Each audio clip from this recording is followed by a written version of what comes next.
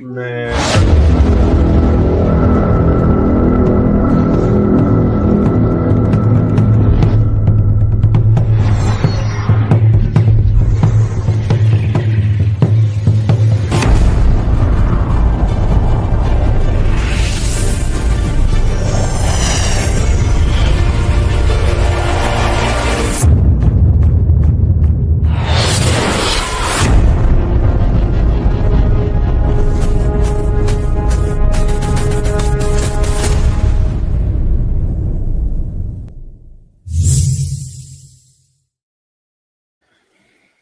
Yo, welcome to the South Pod, where we cover the storylines and the stats of the NFC South, always known as the Participation Trophy Division, aka we love losing, aka we don't care, we gonna lose anyway.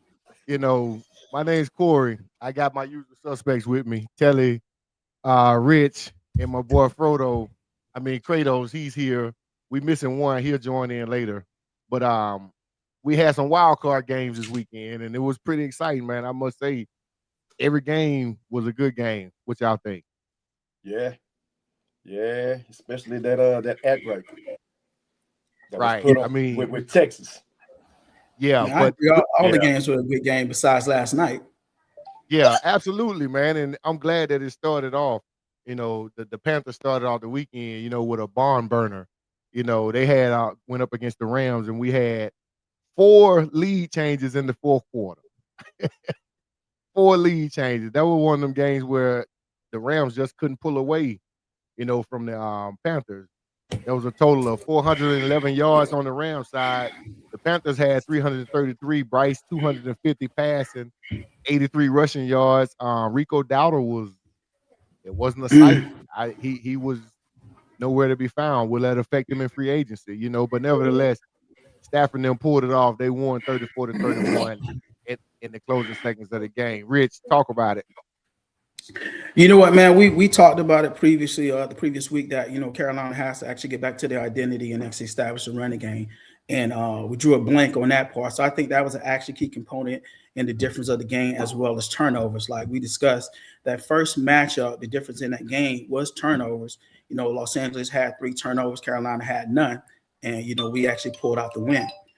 This game, Carolina actually turning the ball over, and it actually cost us, as well as making those mental mistakes. And Matthew Stafford, who I think is going to be the NFL MVP, showed exactly why he will actually hoist that trophy up at the end of the year. So kudos to Sean McVay and the Rams team, man. And once you give an opportunity, you don't capitalize on them. That's what happened. The Rams are moving on, and we're sitting on the couch, getting ready to go to Cancun.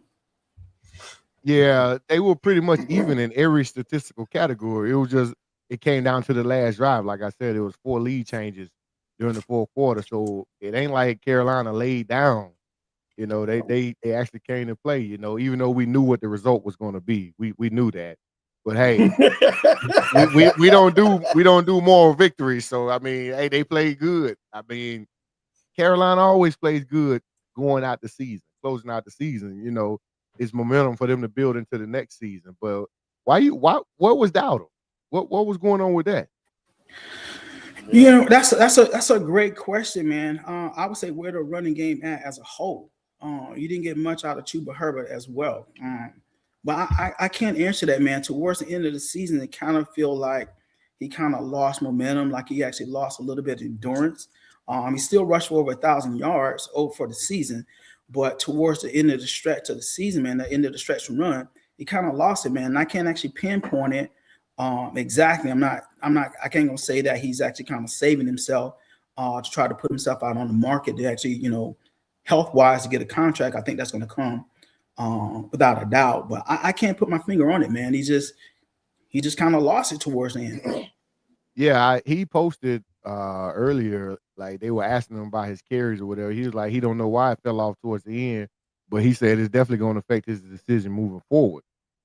So that's going to be pretty interesting, as free agency rolls around. But nevertheless, he was a non-factor in the game as well. I mean, it didn't. The stats don't tell the whole story of that game. It Not at does all. not. Not at all. I thought So it I was a good mean, game. go ahead, Will. I thought it was a good game, man.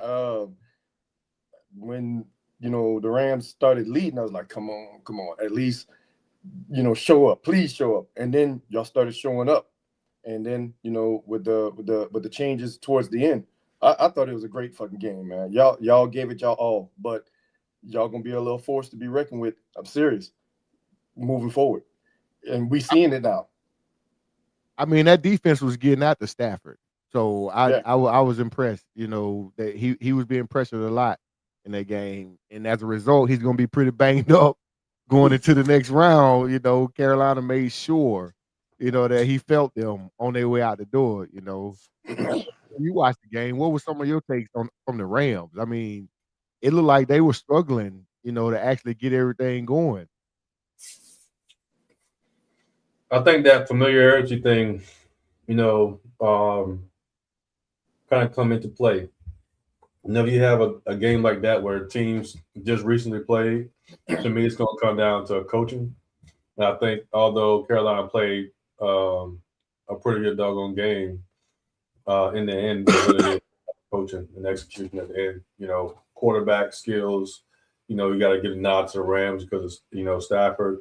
Coaching skills, you're going to get a nod to McVay for that. So I think in the playoffs, as we've seen, coaching matters, man. I mean, we said it in regular season, but right now, a lot of these teams gonna come in somewhat equal in some aspects. It's gonna be coaching. So I think for me, that's what I saw all weekend.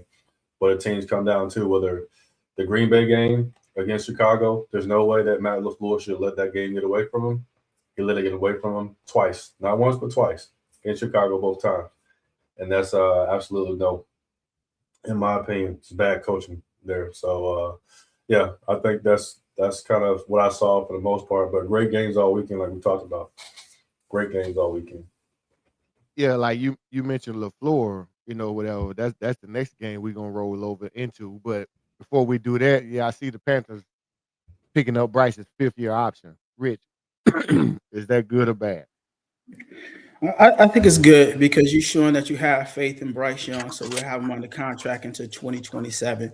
So, just seeing how he actually finished the season, I think that, they're going to put some more additional pieces around him to actually protect him a little better and try to develop and actually kind of see, hey, is this our franchise quarterback like we thought we drafted when Bryce Young was the #1 pick in the draft. So I think it is good. I think it shows faith in Bryce Young. I think that should uplift his spirits where he would want to go out there and play hard for the team. So I definitely think it was actually a good thing.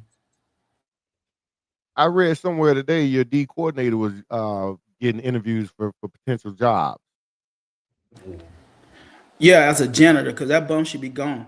I don't know what head coaching vacancies or any vacancies he should be getting because, like you said, coaching matter, man. And I think at times he didn't actually put the defense in good place, although the players got to play as well. But when we're looking at this coaching carousel and guys getting fired, we finished with an 8-9 record. And you look at some of these games, very close games. I don't know why he's been interviewed for anything. We'll see. I mean, I'm up for y'all losing anything. I'm up for every team losing something from the shed, because right now it's a free fall in the NFC South, man. So, hey, if he get a gig, kudos to him. They just throw y'all back out there with everybody else who's searching for that special person, to put them over the edge as far as coaching, because that's been the theme. Ant been saying it, coaching matters. Ever since they beat the Rams, I think it was week 3 or whatever, and they was banged up. That's all he been screaming.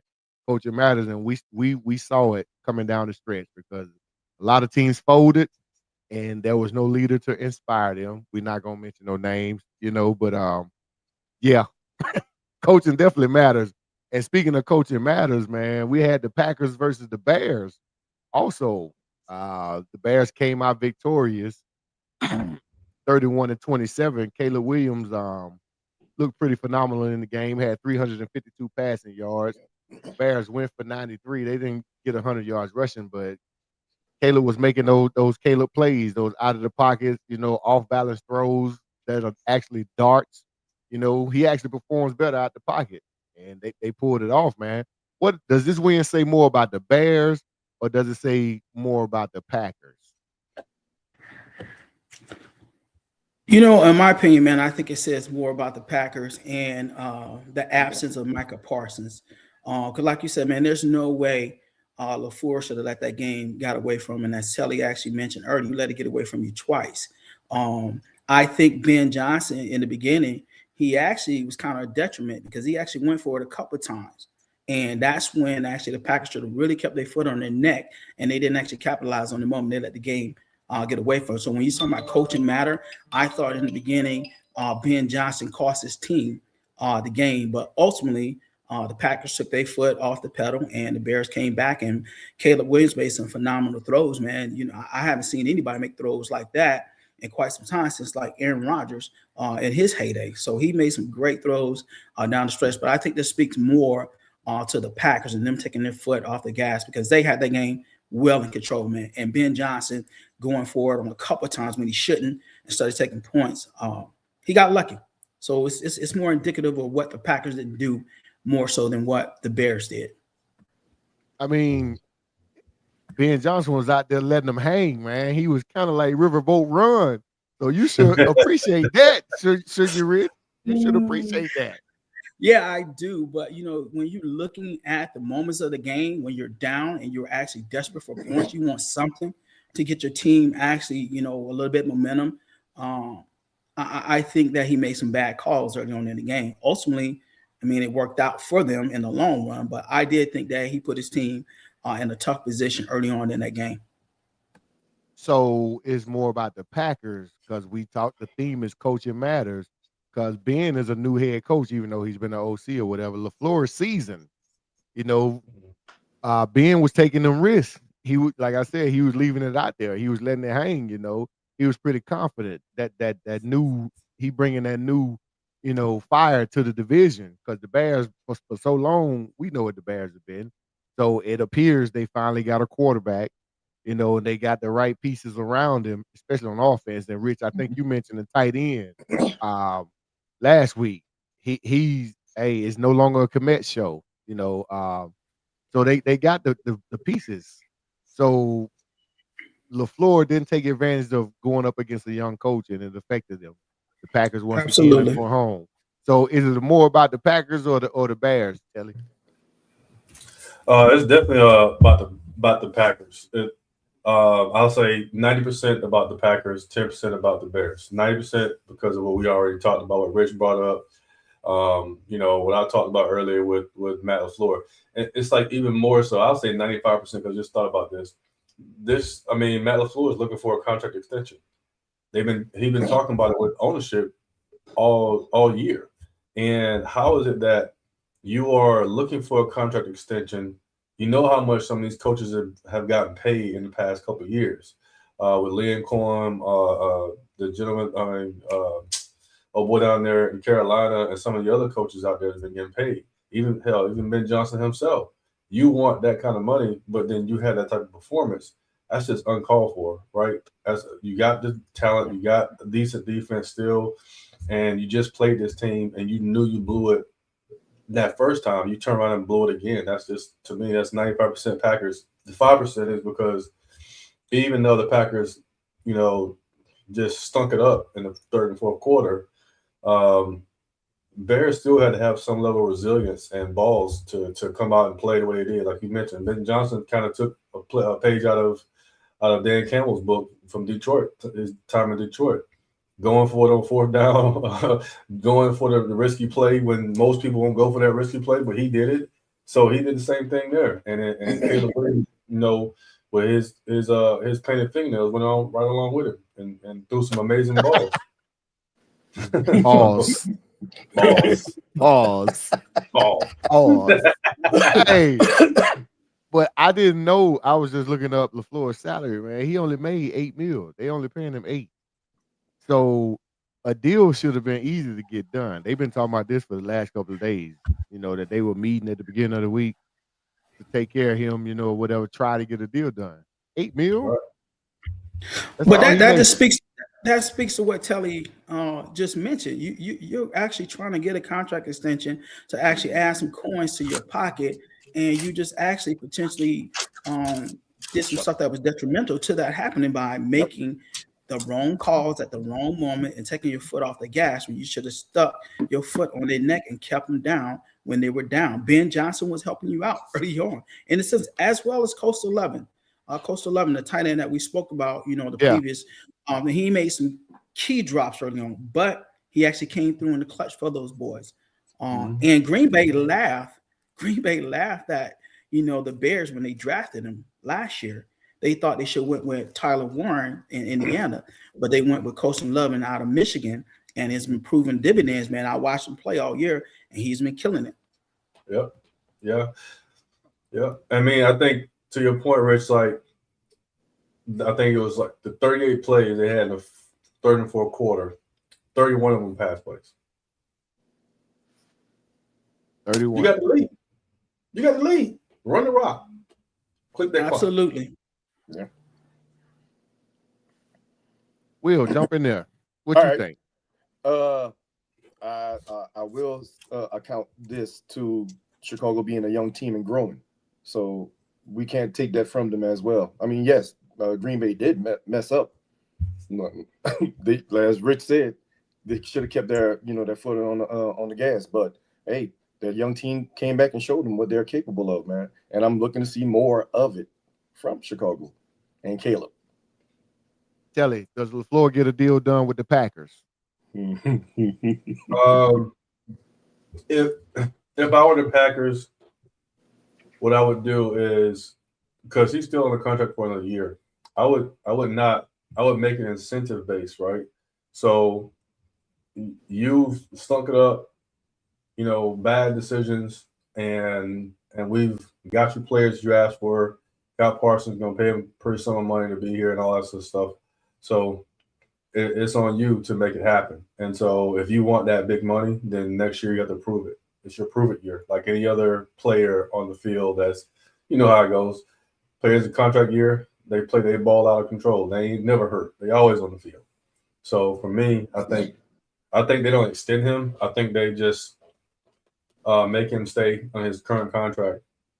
So, because if he wants out, then another team has to trade for him. And who's going to trade for him after that performance right now? That's fresh. I mean, we talk about incentive base. Let's check this out. He is currently 76-40 in the regular season with a 65% complete win record. Postseason, he's 3-6, 30%. So what's your incentives going to be for him? He going to dominate the regular season, and he's been to the NFC Championship. They lost to us. That's when we went to the Super Bowl. They've been to the championship. They've made it. They just ain't gotten over the hump. So what the incentive would have to be Super Bowl or bust. It would have to be. That's the next jump for them. Did they go to the playoffs last year? I don't remember. The Packers? Yeah. They did. So no, that's embarrassing though, man. How do you, if you were the owner, how do you eat that and pay somebody 15, 16 a year? No, you're right, Tilly, and I'm with you, man. I think that if he is to strike up some type of deal, there would be incentive laden. Understanding that what he's done in the past, I mean, that stuff is actually going to matter. I'm not going to say it's boom or bust. However, come on, man, you had the opportunity to be actually advancing to the next round of the playoffs, and you laid an egg at the crucial time. So I think it's going to be incentive later. I think it's going to actually amount to wins, and it's going to actually amount to playoff appearance and how deep they get into the playoffs. I think those things will be laid out in that contract for him. So I do agree with you, Telly. I thought LaFleur would be up there as far as, the paid coaches. But from research, McVay and Harbaugh are the two highest paid. Yeah. Tomlin's up. Let me see what Tomlin's is. But I know McVay and Harbaugh are the two highest. And that's because they're Super Bowl winning champions. But Sean Payton should be up there as well. Y'all know who the lowest paid is at $3 million? Mike Bowles. Todd Bowles. That coach down there in Tampa, $3 million. Hey, Raheem wasn't too much ahead of me. He was at $4 million for Raheem. So I tell you something. Yeah, You know, that's crazy. yeah, that's that triple nickel. If y'all know about that, anybody my DMV people, y'all know what triple nickel is. That's the triple nickel money. That's that GoFundMe, go get you another job money because we don't want anyway. Another game that was played, we won't talk about that. The champs failed. Down goes the champs. Them Niners went into Philly and Lincoln Stadium and came out with the Liberty Bell on their backs because they banged the Eagles. Pause. The score is 23-19. Hey, that Eagles offense came back to bite them in the ass. And like we've been talking about all night, coaching matters because the schemes that the Eagles are running on offense, you run 3 seam go routes. That's all seams. You run that 3 straight times in a crucial moment. Come on, man, you deserve to be fired. As a result of that, they lost the game, and we will have a new Super Bowl champion. I don't know about y'all, man, but it's a good feeling. And we ain't even in the playoffs, man. Yes, We're not even. No, you're right, man. I think it's a good feeling because I don't like watching mediocre teams just basically get by, man, when there's other better teams that's out there that's performing. And this actually goes to, you know, a conversation that I had back at work with a couple of guys about, is Jalen Hurts a top 10 quarterback? Hell no, he's not. You have a quarterback that barely passes for 200 yards a game. How do you expect to win? Plus, I think there's some other internal issues going on with A.J. Brown and that coaching staff. I know you guys saw it on the sideline with Sirianni getting into it. And this ain't the first time, man, but I think there's some other underlying stuff that's going on within that organization, man. But I'm glad to see him go. You think so? I mean, we're going to get to that, but let's get back on the field, man. I think so. They were out-schemed. They were out-schemed. Not to mention Kittles went out in the first quarter. He went out. And guess what they did? The machine kept moving. Shanahan was in his bag. He was calling up. I was like, come on, man. Like, against that defense, though. Against that defense, they made them look. They made them look normal, man. It was, they couldn't put a beat on what they were actually running. And you play to your advantages and to your opponent's disadvantages, and that's what actually Shanahan did. That's exactly what he did. He outcoached Sirianni. Oh my goodness, Fangio. He outcoached him. That was a clinic on how to play with know your, like we say, know your Marines and employ them to your capabilities. Shanahan knew his team and he employed them to their capabilities because he didn't ask anybody to do nothing that they don't normally do, you know, out of character. They didn't pull out that one trick play to McCaffrey. You know, that's vintage Niners though. That's not nothing like going deep in their bag. If you watch the Niners play, that's it. They do that stuff, especially when they feel like they can beat you. And that was, to me, to do that on a championship team. Wow, that's crazy. But hey, go ahead, Telly. You like to say something. Go ahead. Yeah, so I'm gonna talk about A.J. Brown, man. Me, I wouldn't want him on my team. Flat out. Because early in the season, he's sitting on the sideline reading a book, quote unquote reading a book, moping, and about not getting catches, not getting targets, right? In the biggest game of the season, you got targets. You dropping balls left and right. That ain't coaching. Awesome. That ain't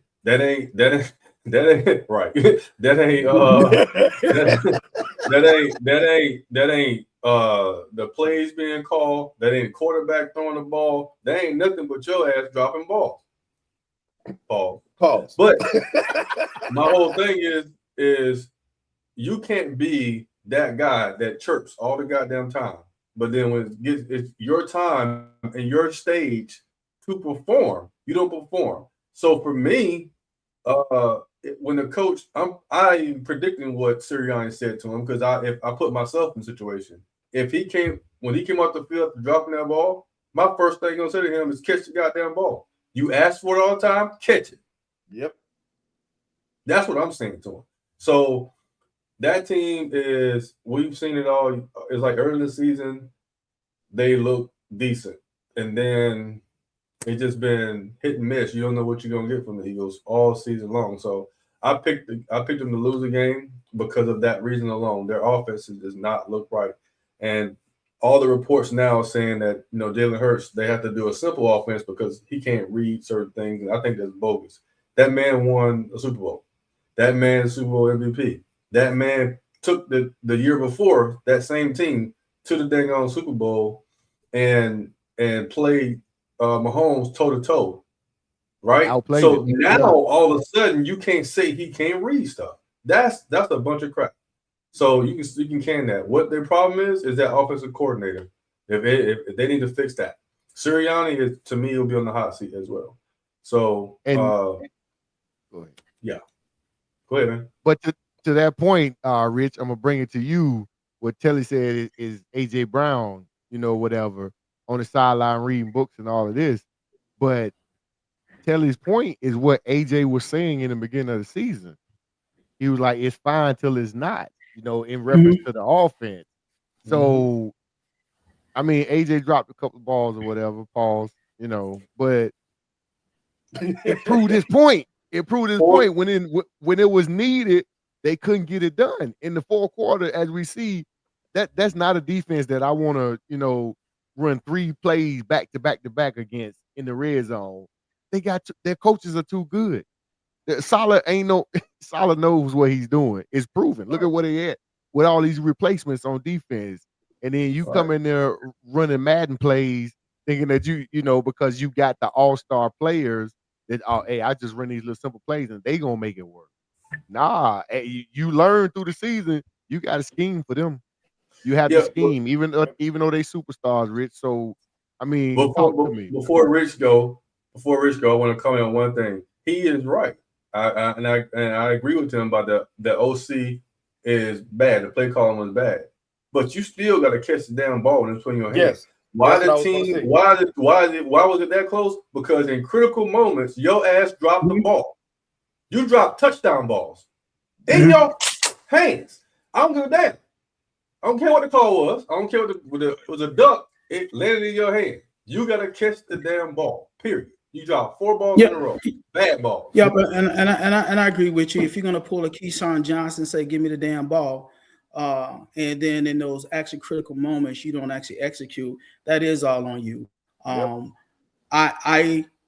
I probably would have did the same thing as a head coach, but I also would have kind of looked at where we at in that game and actually trying to make sure that I'm still keeping my team. So just like you, Corey, he probably did say, "Hey, you want the ball, catch the damn ball."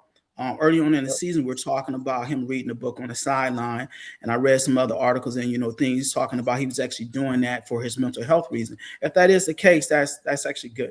I mean, I understand that too, but for me, it takes away. I'm not saying whether it's true or not. It kind of takes away from the game, because bro, why are you not on the iPad looking at your previous plays to kind of see what advantage you can take from whatever the cornerback is actually doing, especially against a decimated San Francisco 49ers team, which you could have actually did. So I just think, man, there's just more to meet the eye. And I personally think that there's other things that's going on with that organization. And I'm with Telly, I probably wouldn't want AJ Brown on my team now, because I think now he's becoming a cancer. You don't hear nobody else bitching and complaining but him. I mean, he's a 1. He's a 1, and he felt like he wasn't being treated like a 1. I don't have an issue with the reading the books on the sideline. Case in point, one of my favorite receivers, Marvin Harrison, scored a touchdown, go sit his ass on the bench, ain't talking to nobody. Sit way over there by himself, don't talk to nobody. Wasn't an issue. You know why? Because like Telly said, when you put him in the game, he catching that bitch. He catching it. He doing his thing. He's executing. Yeah, and he going to sit down and he chilling. But it wasn't an issue for nobody. But AJ reading the books in the beginning, and then his problem was he talked to the media. When he told him, he was like, "Hey, go ahead, Rick. Go ahead." No, go ahead, man. I ain't mean to cut you off. I'll say when he told the media, like he said, it's cool. It ain't cool, because we're not executing. When we have time, when we need to execute, we're not going to be able to execute. Now looking back on that, was he basically letting us know that the OC was garbage, or Jalen was garbage, changing the plays because he can't read the complex play? Like, was he letting us know then? And then, there were actually clips of Devon Smith talking about just give me the damn ball, throw the damn ball. You know, all you gotta do is throw it. So all the receivers were frustrated. There was only one that was just actually saying something. But go ahead. Yeah, but that's my point I was going to get to. Is Devontae Smith, could he be a number one receiver? I like Devontae Smith, in my opinion, just from his talent. I think he can actually get out there with his build and stuff. He reminds me of the player you just talked about, Marvin Harrison, that just gets in the game and actually does his job. So could Devontae actually be a number one? It's just that the mentality, the bravado of AJ Brown demanding that stuff. Do you think that's the issue? Do you think they have those conversations? Even though Devontae may say, yeah, I would actually throw the ball. I don't know if y'all actually saw this. He was on the podcast. He's like, yeah, AJ is a beast. But when you ask me who should you throw the ball to, I'm going to always say me. But not to take away AJ is a beast. So is Devontae taking the second seat to actually make sure that, AJ is still a team player and that unity on the team for them to get farther, when he should actually be stepping up a little bit more? What do you think? Answer that, Kratos. Go ahead. But you said it best earlier when you said that there might be friction in the locker room. What if Smith don't want to take the back seat? What if he want to go out? I'm just saying. Yeah, like the whole one dynamic is interesting to me, y'all. 'Cause Yeah. if we really Think look about at this whole thing, ones need they 1B. Or, they need their tools. I ain't gonna even call them 1B. They need their tools, in order for them to be who they are. Case in point, Justin Jefferson is in Minnesota. We all agree he's a 1, right? Mhm. So Addison getting off because of Jetta, and Jetta's still getting his numbers. If Jefferson wasn't there, I don't think he gets off like that. If AJ is not there, I don't think Devontae gets off the way we think he would, because Yeah, they're gonna roll the coverage. They're gonna roll the coverage to him. And he's not one of them take the top off defenses / route runners, that can actually do that. Even when they get in double covered. Devontae runs hella fire routes, man, and he got great hands. His catch radius, some long arms, man. I love it. Marvin Harris, I think, is a little bit faster than him. I was just about to say that, man. agree. I think Devontae Smith's speed is actually underrated, man. I watched them play, at South Carolina when he was at Alabama, and they had a track team out there. Him, Judy, Ruggs, Waddle was a freshman, and Devontae Smith.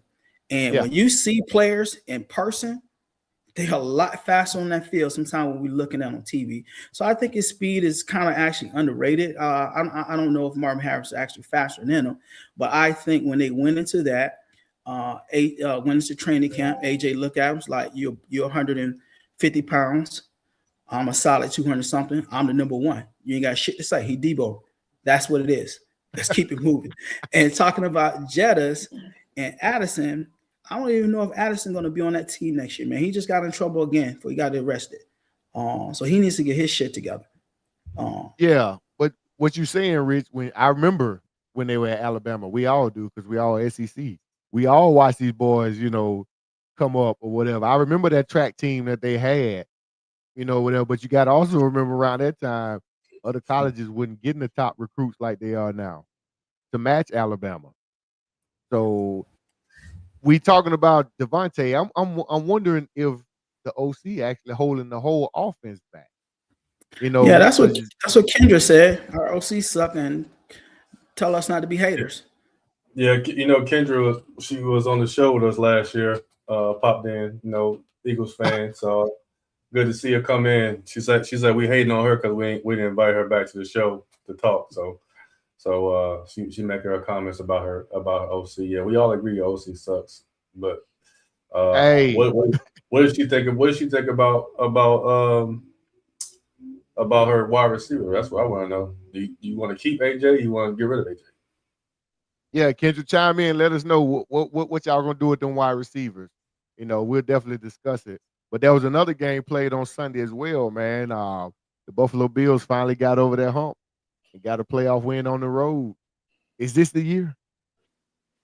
Is this the year? I mean, it's setting up to be that year. We discussed it briefly last week, Rich. Think about it.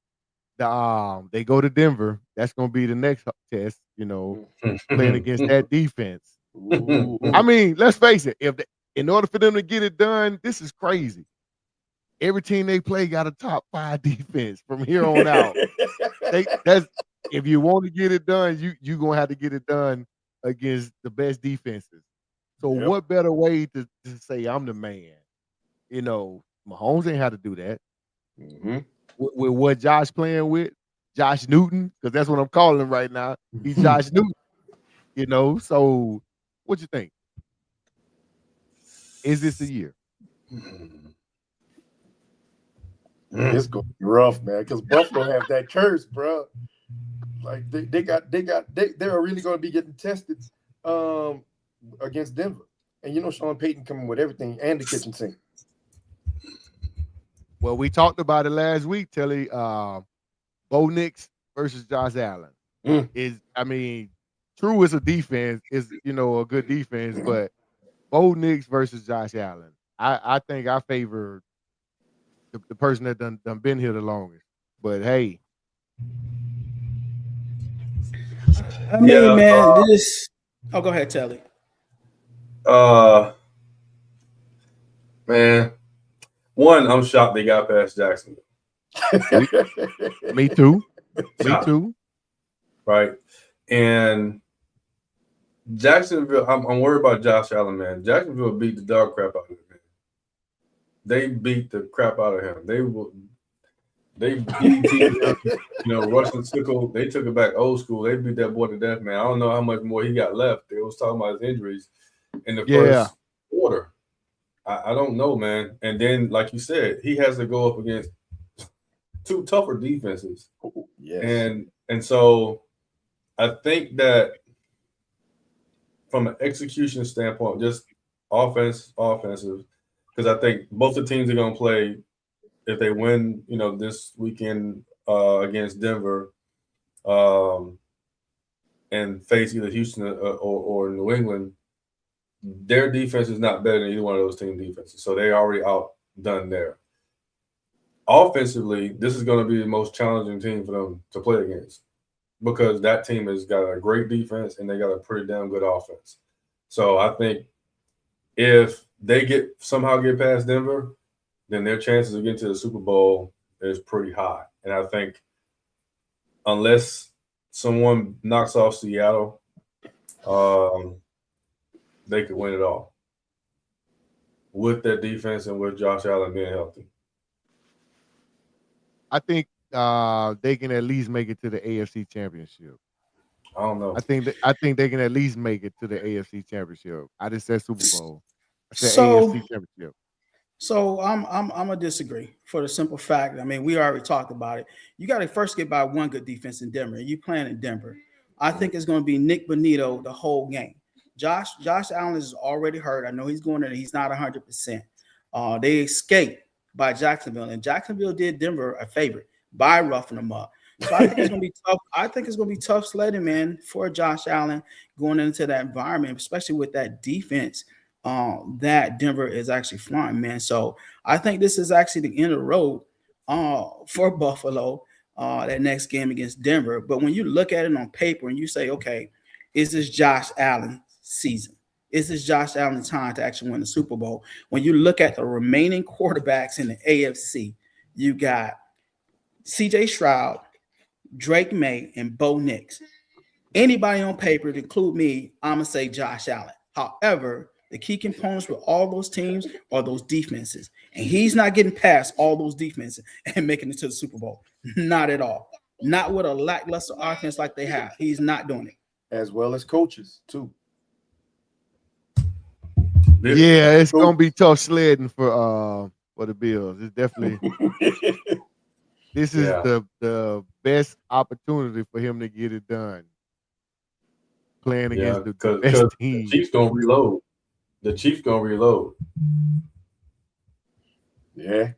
Depends on how Mahomes, is able to come back from that surgery.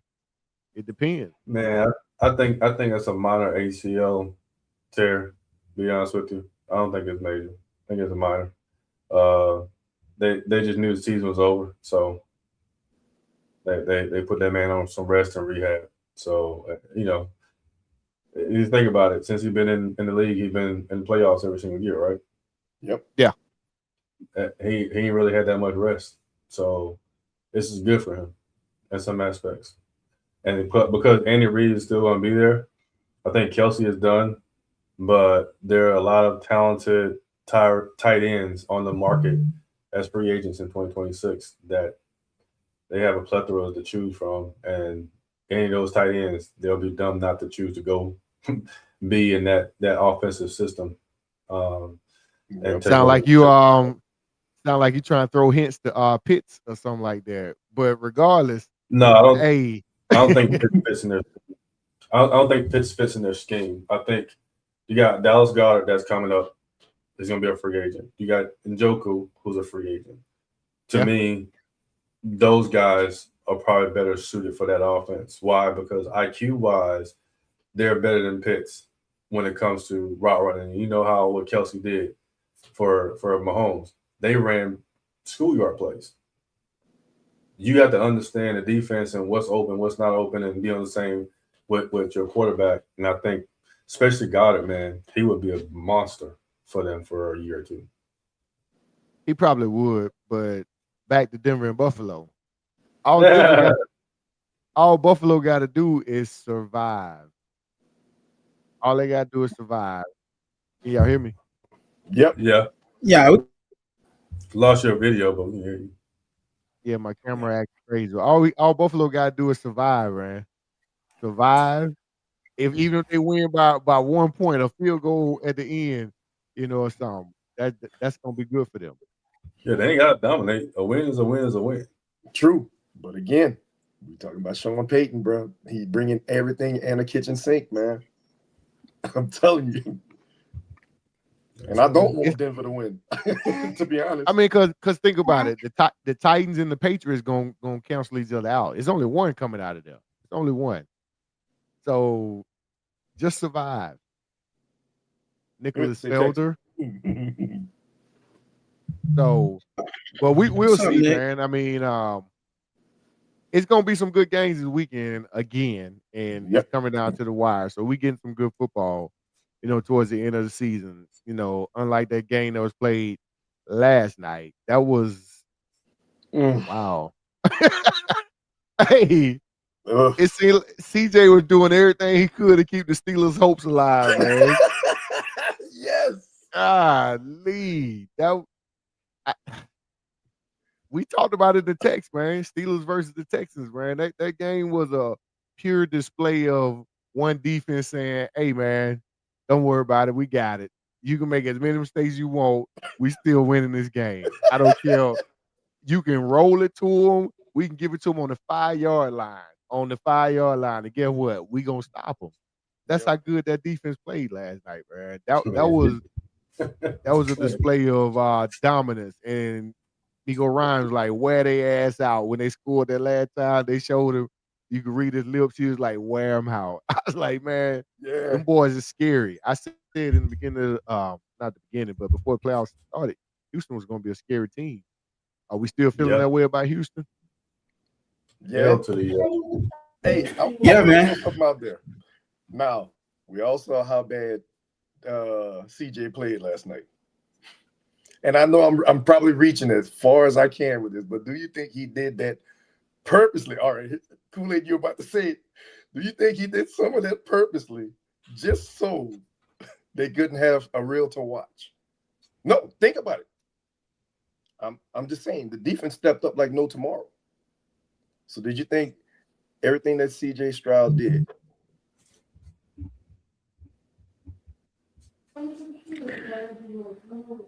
Hey, I need to hear that question again. All right. What the hell was that? You lost me. I'm saying this. I'm saying it again. I'm saying with the way CJ Stroud played last night. Right. Horrible. We saw the horrible. Did you think that it was a ploy to make sure that Buffalo didn't have film to watch on them when they meet up? Because the defense say, I'm going to step it up a notch. I'm just saying. You mean New England? Because Houston played New England next. Yes. That's what I'm saying. I mean, that's what I meant to say. My bad. No, I think in them particular games, you want your offense hitting on all cylinders because defense travels. Now, I would say with that game, it was basically, the offense was in the phone. CJ Stroud was in the phone. You know, you can't knock Tomlin, and the Steelers do have a defense. If they don't have anything else, they got a defense. So they was getting to him. They were touching him a little bit, and it just so happened that they was touching him at the right time. I think he had 4 turnovers, 2 fumbles lost, and 1 interception that he threw. That interception that he threw when they was driving down there, we always like, man, what in the hell was he doing? Like, he could have ran that, or he could just, went out of bounds and took the 3 points, whatever, because the defense was playing lights out. Man, if I got a defense like that, oh my goodness. We're somebody, when Green Bay got Parsons or whatever, man, you can do everything you want on the offense. You can take risks. And CJ was definitely taking risks. Yes, Man, I'm scratching my head at some of the stuff I was seeing last night. I couldn't believe it, man. I'm like, this is not him. But thank God that defense was like, we got you, little bro. We got you. Remind me of when Ray Lewis told Trent Dilfer them, hey, just get us 17 points. Just get us 17 points and we'll win this game, because they were like, they're not giving up nothing on the defense. So come on, man. They're going to be a force these next 2 games. Yeah, will sound like a conspiracy theory, like the Uber Eats commercial. Is this a ploy to sell actually food? That's what he sounded like when he's talking about CJ. Early on. I think, man, for CJ, he had probably like a little bit of jitters, and it kind of got to him because some of those actually turnovers, man, you're like, what the hell is actually going on? I think he's still personally a talented actually guy out there. But I think the moment at times was a little too big for him. But so I don't think that he didn't want to actually show what he's fully capable of, depending on that matchup against New England, because it ain't gonna change nothing with that New England defense. They got a solid defense as well. They got a stud at cornerback and Christian Gonzalez. And they have a pretty solid team all across the board. So I think jitters got to CJ a little bit, but he has to play better though in order for them to actually get that win against New England, who's a pretty solid team. I think they go into New England and pull the upset if they can actually get Woody Marks to run the ball like he did last night, get a little bit out of Nick Chubb, and hopefully get Nico Collins back on the field. They said it was a little concussion, looked kind of awkward, a moment, but Christian Kirk did his thing. Christian Kirk stepped up, set career highs. So if you get Nico Collins back, you throw in the other young wide receiver and Higgins and Nico Collins back, throw Dalton Schultz in the mix, who I think people forget about, plus that defense they got, I think Houston goes in there and upset New England next week. That's what I'm calling. Christian Kirk had 8 receptions for 144 yards. But you said, I want to get back to what some of you said. The moment was too big for CJ Stroud. He was overwhelmed. So with you saying that, and us knowing the competition is only going to get better going down the stretch, if the Bills beat Denver and Houston happens to beat New England, I like Josh better than I like CJ Stroud, man. Even with defense. It's like this, man. They're going to have to come to Buffalo. They're going to have to come to Buffalo. Think about that. That's right. No. Houston won. Houston in the 4 seed, Buffalo's 5 seed. Did you notice that? Did you notice that both seeds on both sides, AFC and the NFC, are the same? 6 seeds. Yep. It's 1-6 and 2-5. 1-6 playing against each other and 2-5 playing against each other. Ain't that weird? Yeah. Regardless of where they're playing, I still like Josh Allen better than any quarterback he's about to face. With the exception maybe Drake May, because I'm starting to believe in the Pats. Or just a little bit. I'm starting to believe. But the jury's still out. So I think CJ got that one bad. I think CJ got that one bad game out of the way, bro. And it's just like getting that first one, and then you go back in there, you're strong. I think that's what CJ's going to do, and they pull an upset in New England. So, BDE, Rich BDE. So I think we all said New England schedule was a little soft this year. They played some tough teams, but they still lost. Just by nature of the draw, that's why they ended up being a 2 seed. I think if they had a tougher schedule, they would be a lower seed if they made the playoffs, personally. That defense they're about to face at home is going to be the best defense they faced all year long. And I think we can say that for everybody, Kelly, when they face right. that defense. Right. I think what we saw from Stroud and Vrabel might try to replicate that a little bit was a lot of pressure, right? They got him rattled and they sped him up. And I think Drake May, they're gonna speed him up. They gotta be careful with their rush. They gotta be, their rush integrity gotta be perfect because May can run. And he will run. CJ can run, but he hesitates to run. He hesitates to run. He did it in college. He played against us.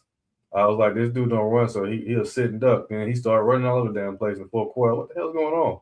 And, thank God the kicker missed that kick, so was able to advance. But he runs absolutely when it's necessary. I think for them to beat New England, he can't make the same mistakes, and he has to run the ball out of their pocket sometimes. If he does that, then it's going to be a cakewalk. They're going to walk over New England. I hope so. I definitely hope so, because we don't need another New England Super Bowl. I'm sorry. We don't. No, I'm not. I ain't sorry. We don't need that. We definitely don't need that. What's that? Kendra said Bill's out next week. That's it. Yeah, I put it up there. She said they done. I missed that. Yeah, I understand. Eagles fans are kind of salty right now. Another key component too. Dre Greenlaw is coming back. Right. Yeah, gonna be interesting. But it's gonna be interesting. He for San Francisco. They need all the help they can get, man. For Denver. Oh yeah. So man, Houston-Pittsburgh game. Do you think that game put Mike Tomlin out of the job? I was just about to talk about that, man. Damn. Good one. Oh, you sent me a note, man. You sent me a note. I was tossing it back to you. Good transition. You've been teeing us up, so I'll tee you up. Because of that game, Mike decided to step down, man. He didn't get fired like we discussed. It was strategic. So if anybody wanted services, you got to get some to Pittsburgh. So that was kind of smart, man. He's the only one that didn't get fired. Everybody else, they got fired. It was time for them to move on. So with that firing, we got LaFleur on the hot seat, possibly still waiting on him. You got Jim Harbaugh. You got Stefanski, Dayball. Who else out there? Big name. Kingsbury left the Commanders. It's a coaching free agency, man. Like, who's going where? And who should go where? I guess, who should go where? Let's talk about that. Like, hey, Harbaugh. Before we get to that, Corey, Nick posted that question: do we think it was a real step down, or the organization say something? And to go back to your question, did that game last night cost Mike Tomlin his job? I think what cost Mike Tomlin his job is Aaron Rodgers. Him believing in Aaron Rodgers and actually bringing him into that organization, and he played lackluster, man. In my opinion, I do think the organization was classy. And I do think the organization talked to Mike Tomlin and asked him to step down instead of embarrassing that man after the long tenure and the things that he's done for that organization. I do think they had a conversation behind closed doors. Hey, you can go out on your own terms, or we'll Harbaugh you. So I think the organization asked him. I personally think so. I don't think so. I think Tomlin knew last year. He talked to the organization that this is going to be his last year, whatever happened. And I don't think Aaron played bad to be honest with you. For a 41-year-old quarterback that came off injury from last year, I thought he played pretty damn well. I mean, he's the reason why they even made it that far, because trust and believe, as bad as Baltimore played, and Baltimore still should have won the game, but Aaron was the reason why Pittsburgh was in the reason. I mean, and had the league. Some of them passes that remind me of old Green Bay Rodgers right there. What he was doing, man. So, and then this game, he didn't mess up. He played a great game to me. But yeah, I just think that defense was. I don't care what quarterback you put back there. That defense was going to spank the crap out of whoever was back there. So I don't think that's what it was. I think Tomlin truly had the ability to call it when he wanted to call it. Because one thing I won't think negative anytime about the Rooney family, man, because they're the reasons why black coaches get interviews today, because the Rooney Rule, and they went against the grain and hired a black coach who had not been a head coach before. He was a defensive coordinator for Minnesota when he came over for Pittsburgh, and they known for holding it down with their coaches. They didn't do that to Bill Cowher when he left, and then Mr. Knoll when he was coaching. They handle their business different, man, than everybody else in the NFL. So I think they really live up to him, and I think he told them last year that it was done, because last year was a lot of speculation that he was going to be done. So I think that's what it was, man. In my opinion. Yeah, I just think, man, that that lack of offense. That's why I said last week, Corey laughed. I said Pittsburgh would score 9 points. He's like, they ain't gonna score a touchdown. I was like, hell no. So I was wrong. They only scored 6 points. But I just think, man, the inefficiency. Aaron Rodgers did have some moments, and last night there were some throws that remind you of the Green Bay years, you know, the Hail Mary passes and stuff like that. But I just think, man, on the offensive end of the ball, he doesn't have his legs anymore. Mike Tomlin, Aaron Rodgers had a good relationship. I know Aaron Rodgers came in there, talked that good talk. Mike Tomlin took a chance. They brought him in there. And I'm pretty sure they left up the decision to Mike Tomlin to a certain degree. And I'm still thinking that, you know, Aaron Rodgers is the reason that man don't have the job. Aaron Rodgers is the reason Robert Saleh didn't get a job or got fired from his job. So I hear y'all, man, but I'm gonna point the blame elsewhere. Whoever is in charge of player personnel, the GM or whatever, it's their fault. Ain't no way in hell I'm letting Pickens go, man. I'm playing with Pickens and DK Metcalf. I'm sorry. Aaron plays better with better toys. You can't tell me the way Aaron throw that ball and the way Pickens, he gonna catch pretty much everything, all go balls, 50-50 balls. You mean tell me him and Aaron couldn't work together? That definitely would have took some of the pressure off of DK. The running game would have opened up, and with all three of them tight ends they got, plus Austin came along during the season as their slot receiver, you took the weapons away from him. What you expect? What do you expect? But you give him 3 tight ends and 1 receiver and a couple of it's just like the Buffalo Bills situation.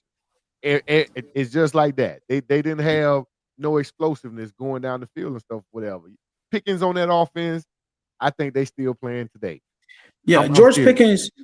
I agree with you on that sentiment. George Pickens is a hell of a player. He's a very talented player, but you know, there's no surprise about, you know, what people talk about George Pickens' level of maturity at times when he's actually on that when he's in those teams and not, you know, doing the things that he wants to. So I think that's one of the reasons that he's not at Pittsburgh no more. Being with Mike Tomlin not being a nonsense guy type of coach, they gave him an opportunity. That's one reason why I think they also went after DK and let Pickens go.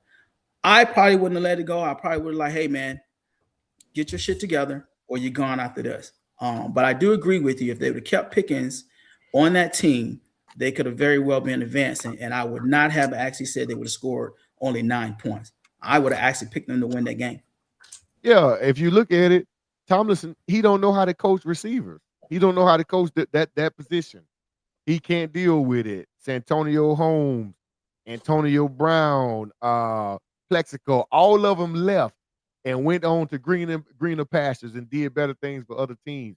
Even though they did good things for that team, they had receivers come through there that were dogs. That he couldn't coach them. He couldn't coach them, so he would quietly let them go. So when it was time for Pickens to go, it wasn't really time for Pickens to go. He don't get paid till next year. So, This hey, year. big dog, yeah, this year it's your payday year. You got to show, you got to perform. Guess what? You want to have attitude. Rest of the team's gonna see that. You ain't gonna get your bag. You finna mess up your money. You playing here with us this year. We bringing Aaron in. Shut your mouth. Catch the ball like you did in Dallas. He was good this year. Pickens ain't caused no disturbances on America's team. You know why? Because it's time to get that bag. So ain't no way I would have let him go. Pickens and DK should have been the receivers. But now you think about what Telly was talking about or whatever. It might, when you too, Rich, it might be Aaron's fault. Hey, Pickens got to go. I can't play with him. He gonna start crying if I don't give him the ball. So yeah, and you're right too. And you just think about, man, over the years, how Aaron Rodgers have been able to manipulate the system somehow, some way, and bring in his receivers, bring in his core group of guys. They brought in an Adam Thielen. They brought in his boy MVS, who played with him on a couple of different teams. Yep. So that's why I'm saying, man, I think all those factors all those things were contributing factors. And it's like, nah, Pickens got to go. I don't have time for this. I guarantee, well, I can't say guarantee because I wasn't in the locker room, but he said, I saw this in New York with Garrett Wilson. I don't want another young, immature guy like Pickens on that team. And I think that's probably led to, George Pickens' departure and them going after DK. I.e. Aaron Rodgers being the cancer. Hey, so I guess there you have it. A-Rod is the reason that our coaches' careers get altered. He's the reason, So does he come back next year? And if he comes back, who does he go to? Tampa. Anyway, you see. Hell no. Will, you talking crazy, man. I'm like, just fucking with you, bro. I'm just saying, if you want Bowles gone. hey, wait a minute. Wait a minute. He changed the whole conversation now. Like, now you talking. Let me say something different. Hey, A-Rod, come holler at your boy, man. Come to Tampa. Come down to Tampa, please. Okay, Will, you like E.F. Hutton, boy. When you speak, everybody listen, but you don't speak often. You do not speak often. You just be bumping gibberish, but that was some shit right there. Man. bro. Wow. Who is the? Oh, Kendra. He needs to retire. That man going to a retreat. He can open up his own retreat unless quarterbacks want to go there. That's the only coaching he's gonna be doing. Yeah, I think he just got a girlfriend. I thought he was married to Danica Patrick. That didn't work out? Nah, they broke that off, man. Sort of the same man. thing that Kendra was talking about, him being weird. Yeah. Yeah. Is he really weird though, or is he just putting on for the cameras? He's a self-involved person. He's like selfish in so many ways, man. He's very self-absorbed. We seen him screaming last night at everybody. And when he started going on these retreats and started getting high, he totally lost it. Definitely. But these coaches, man, with the coaching free agency open now, I know I said it was a coaches market, but with the plethora of coaches, it's a teams market. It's free pickings. Like, you pretty much go after what you like.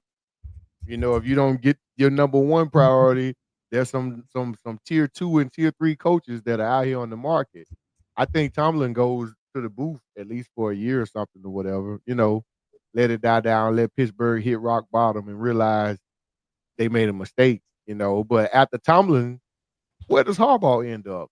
He had he been talking extensively with the Giants, and I forget the Titans, I believe, was the other team, and he's scheduled to talk with Atlanta, right, Telly? Where does he end up? Who is this? Harbaugh? Harbaugh, yes. The word on the street is he's been talking to teams, even though he said he wasn't interviewing. He's been talking to teams, kind of like doing his own analysis and asking a couple of questions before he go, and then he's going to decide, I think probably the next day, who he's actually going to interview with. like official interviews. I know some teams, including mine, has said they interview with him, but it wasn't an in-person interview. It was just over the phone, chat, conversation kind of thing, right? So the words on the street is that it's between the Falcons, New York, and the Titans. Each one of those teams offer different things for him and what people think that he's interested in. Some people are leaking, saying this and saying that. I personally don't think he's going to end up with the Falcons. I'm on the fence about it. He's a great coach, has a great resume, but I honestly don't know if he would be the best fit for us. One, he's going to be pretty pricey, right? I know that don't count against the salary cap, whatever, for players, but he's going to be a pretty pricey coach.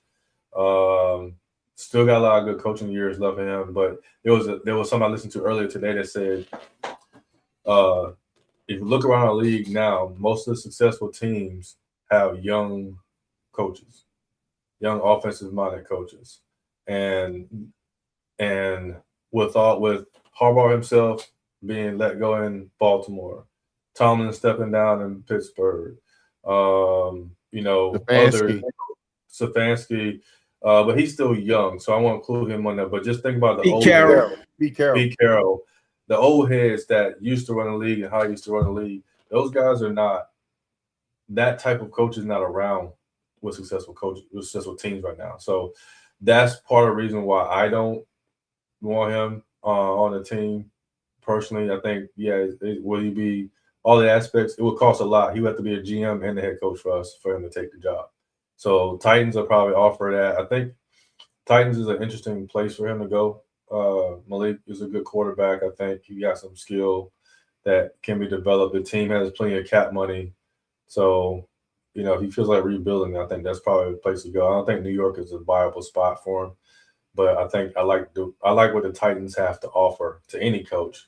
But if I were him, I probably would choose the Titans.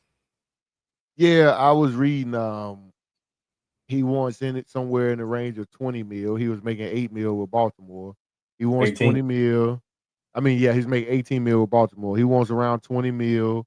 Harbaugh wants control. He wants to be able to pick his GM, whatever. He got a list of demands that he's looking for. That's the word on the street.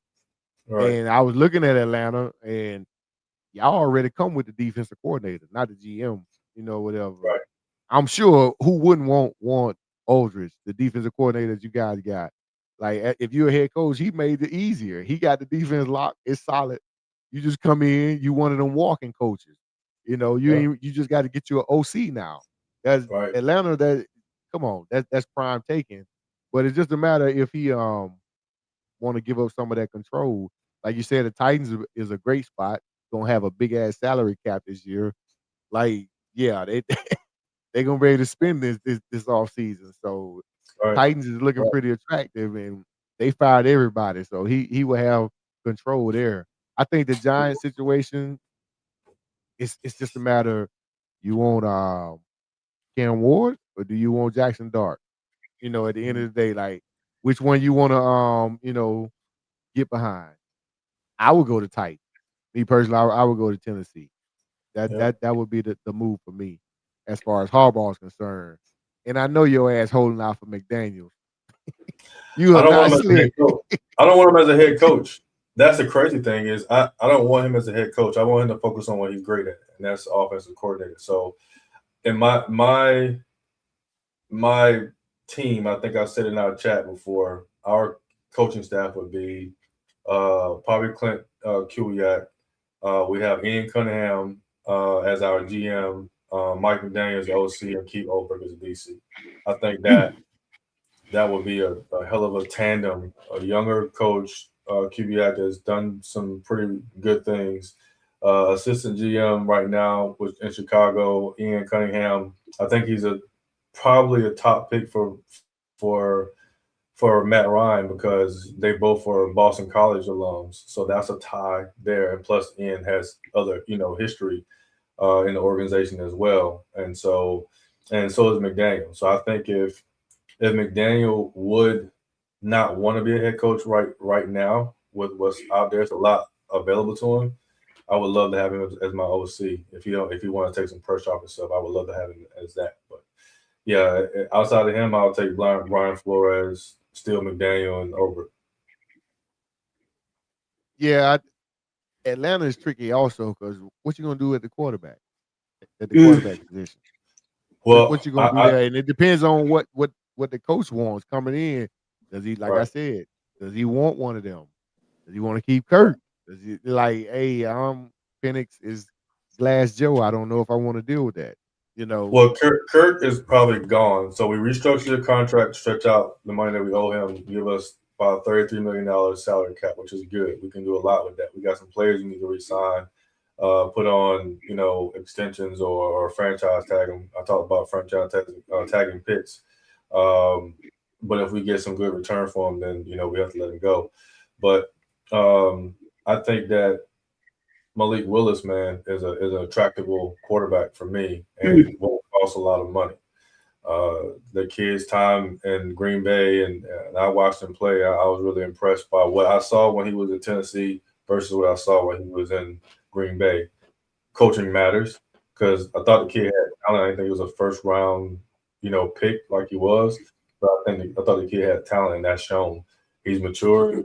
Yeah, he can move with his legs. He can, he throws a really good ball, accurate percentage. I mean, I think his QBR is like 85, 86%, something like that. So he's played well. You didn't know Jordan Love was in the game when he was playing. So, So let me throw this out there at you, Telly.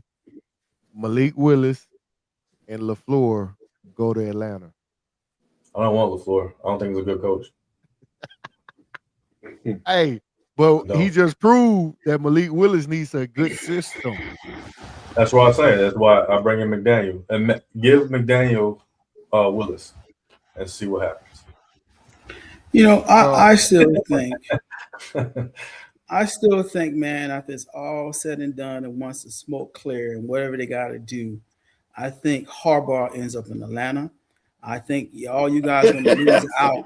I think all you guys are going to lose out on McDaniel because I think McDaniel's either going to get that job. I think McDaniel's going to get the job in Arizona because I think we forget Arizona. I think he'll get that job in Arizona. I think he'll get the job in Arizona. I wouldn't want the job in Arizona, and I wouldn't want the job in Tennessee, although they're going to have cap space to actually kind of rebuild.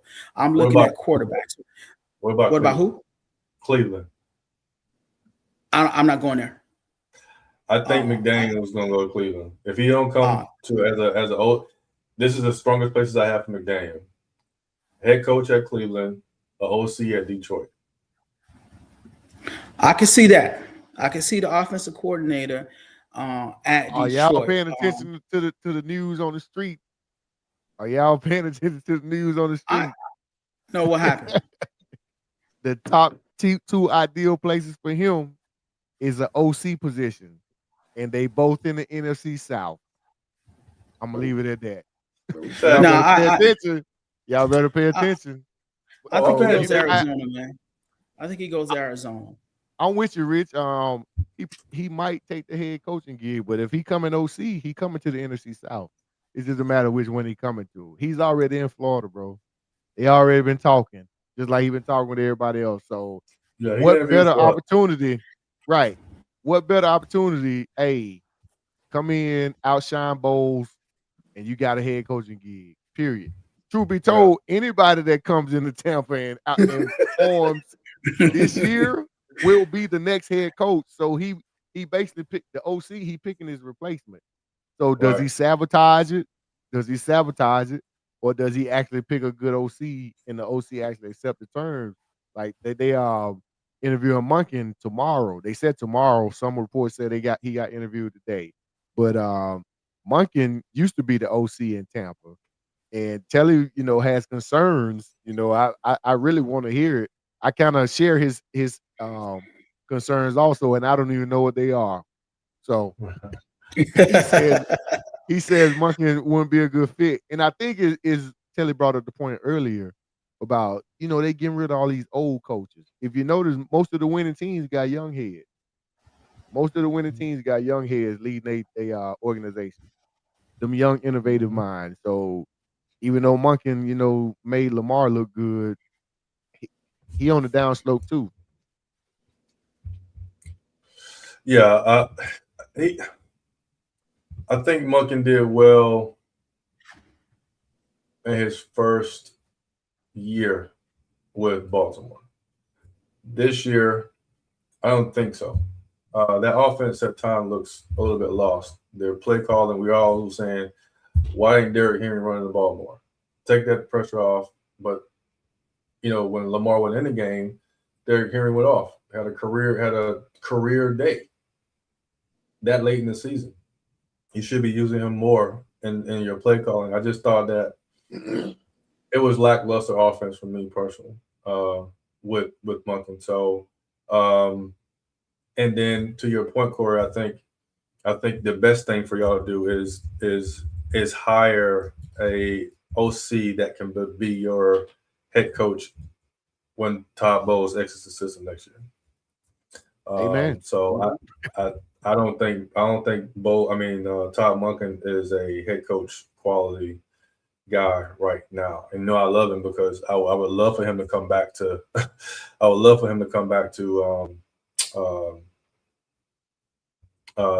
Georgia, and we get rid of them. What's that boy name?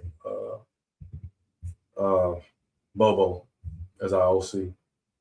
But I don't know. Man, it's gonna be interesting. I didn't even think about the Cardinals position, Rich. So that's definitely one we need to be paying attention to. Who actually gets And that you one. shouldn't. Who wants that job? No, That I mean, organization- especially I think there's some talent on the team, but the biggest question mark I think a lot of guys are gonna look at is Kyler Murphy. It's well known Mighty Mouse don't like to go to practices. He don't like to read the playbook or none of that shit. So I think that'll be a challenge for people that would actually get in there when you think you're bigger than the organization. And how do you deal with that? So do you ship them before everything starts? And that's why I look at, maybe a mind like McDaniel going in there with the Marvin Harrison Jr., with a killer in McBride. And they have a pretty solid defense. I think they can do some things. I think they need to shore up that running game a little bit. And they can make some noise. How much noise? I don't know. I think they have to rebuild for a couple of years. But to me, I think that's an ideal place. Maybe for McDaniel to land, but we will see, man. He's a hot commodity, so somebody's gonna snatch him up. He's gonna want a for sure thing, and that's not a for sure thing. That's just my take on McDaniels. Like he can't go to a place where he gotta build it back up. He needs to go somewhere, where he's not the focal point, but he's still effective. But we'll see, man. We'll keep my fingers crossed and my toes crossed, and wherever he goes, I wish him well. Only if it's Tampa. So real quick, man, I looked up on Bleacher Report to see what their projections are as far as who going where for coaching. They're putting Vance Joseph with the Arizona Cardinals. They're putting, as y'all are saying, John Harbaugh with the Falcons. They're putting Jesse Minter with the Ravens. They're putting Mike McDaniel with Cleveland. They're putting Clint Kubiak with the Raiders. Chris Shula with Miami. Kevin Stefanski in New York. Brian Flores in Pittsburgh. I think that's definitely a go. Matt Nagy in Tennessee. Yep. I don't agree with that. Nagy, no. Me either. That you can get better. Ain't no. Yeah. Yep. I don't agree with the Matt Nagy either. I don't think he's gonna relate to Malik at all. I think he can do better. Probably another defensive coordinator, and then have a young, crafty OC offensive coordinator. Yeah. Because that, I think that's better. And that's a good point too, man. I was thinking about it. We're talking about we're getting away from that coaching, the old era coach, when you have these old guys out there that were a little bit more, up in your face and doing that thing. And we're trying to go into the young, more innovative, thinking outside the pocket. head coaches nowadays. But what makes it work in Denver with Sean Payton, and what makes it work in New England with Mike Vrabel? I think Josh McDaniel, the offensive coordinator, definitely in New England, that makes it work. And also even D'Amico Ryan with the kid Lacey. What makes it work with those guys and saying that, hey, this is a recipe, or is this a recipe that these other teams should be looking at those dynamic to make a way, or we should just automatically just say, let's go out here and hire this new young, fresh guy out here and let's see what they can do. I think with Denver, it would be with them, Sean Payton taking off for a year, leaving us and going to Denver. They basically said, this is your team. You build from here. And that's why it worked. As for everybody else, I don't know, but I'm just saying, I think that's what worked in Denver. I think it's Vegas. I think it's Vegas. Where in Vegas? What's making it work? We'll make it work. Making it work. Yeah. It's Vegas that's making it work. Yeah. Caesar Sport Book. Yep. Yeah. Hey, we got some games coming up this weekend, fellas. Sure. San Francisco versus Seattle, the rematch. I think this is where the buck stops here. And come on, man.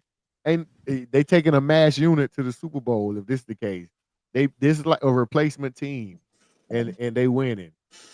So are we saying that they're gonna go in there and upset the number 1 seed in Seattle? Is that what we're saying? It's possible. Anything is possible. That's what Kevin Garnett say. However, reality is going to set in, and this is the end of their run too. I agree wholeheartedly. I definitely agree. Rams versus Chicago. Now this one is going to be interesting. I want to see this one. I want to see this one. Really want to see this one. I'm interested in seeing how Caleb performs in this game against the Rams. It's going to be a track. It should be a track meet. It should definitely be a track meet. I think the Rams pull it off, though. Yeah, McVay. Yeah. I'm going to go with, and I'm calling it an upset because I do personally think the Rams have the better team. However, I think if Chicago can establish that running game and Caleb Williams can utilize all the weapons that he has, like he has a ton of weapons. And the X factor, I think, in that game is Luther Burden. You got Luther Burden, Rome Odunze, DJ Moore, Colston Loveland.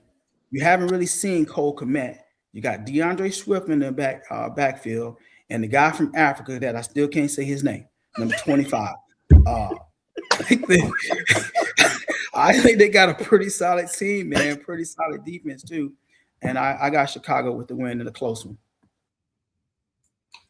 Kendra said she thinks Chicago going to the Super Bowl, and she said she got Chicago beating the Rams. Chicago in the Super Bowl. Okay, they about to be the Commanders from last year. Got it. I think she's saying the Rams in the Chicago game. She's choosing Chicago to beat the Rams, not that they're gonna go to the Super Bowl. She got Seattle going to the Super Bowl, which I agree. Yeah, Seattle going to the Super Bowl. Yeah, so that's NFC. So she's not choosing the Chicago to the Super Bowl. From the NFC side, she's saying Seattle. Okay. I think we all see that. Seattle going to the Super Bowl. That defense, long as the QB man plays halfway decent, that defense can shut down anybody. But I think, again, when you have a team like San Francisco who got dominated by them not long ago, that's a bad taste in their mouth. So they're gonna come in there playing fired up in Seattle. So if Seattle better not come out, kind of slow, I think if Seattle scores points, the game's over. I think this is the year that Sam Darnold shuts all us up, and I'm gonna stick with Seattle on this one. Yeah, I ain't changing. I'm Seattle. It's gonna be a good game. It's gonna be a It's good definitely game. it's gonna be a good game, but I think Sam Darnold says, "Gotcha, bitches," and All he right, take care of business. So you saying on the AFC side, who we got in the AFC Championship? I got Denver Ooh. versus Houston. That would be ideal. I'm going Buffalo versus New England rematch. Oof. Will? I say Denver, Houston. Bo Nix ain't ready. I'm telling you now, he's not. They almost there. They not ready. I unless Surtain them ball out of their mind, I don't see it. I do not see Which it. they will. You saying they will, Rich? I think so. It's going to be a very interesting matchup because you got a hellified defense going against the number one rushing team in the league. And I think they're going to have to rely on Josh Allen throwing the ball. If he can't throw the ball in that game effectively, game, set, match. Denver, Ascot. We can say Bo Nix is not ready. However, Sean Payton, we keep going back to the coaching matter, is putting Bo Nix in position to go out there and win games. And he's been doing that.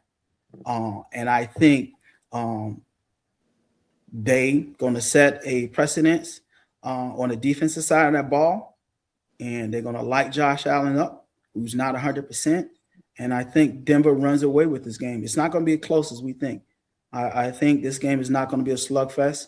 I think Denver wins at least by 2 touchdowns. Josh Allen can go back to his ranch, get with his son, talk about what if and what could have been, and just come back for next year and try it all over again, hopefully with a new revamped offense, because that's exactly what they need. He ain't going to no ranch. He's going to a doggone what's the thing, hyperbaric chamber to heal all the injuries he got. Hey, did y'all see how his leg? Did you see how his leg folded? Hyperextended. We thought he was done. Like, I thought it was this done. game is over. And then the more come back. Yeah, he gonna definitely be getting a couple of shots, man. But there you have it, ladies and gentlemen. That's the end of the show. Like to thank y'all for tuning in. Go ahead, like, subscribe, share, and follow us. And we'll be back at it next week. Until then, fellas, peace. Peace.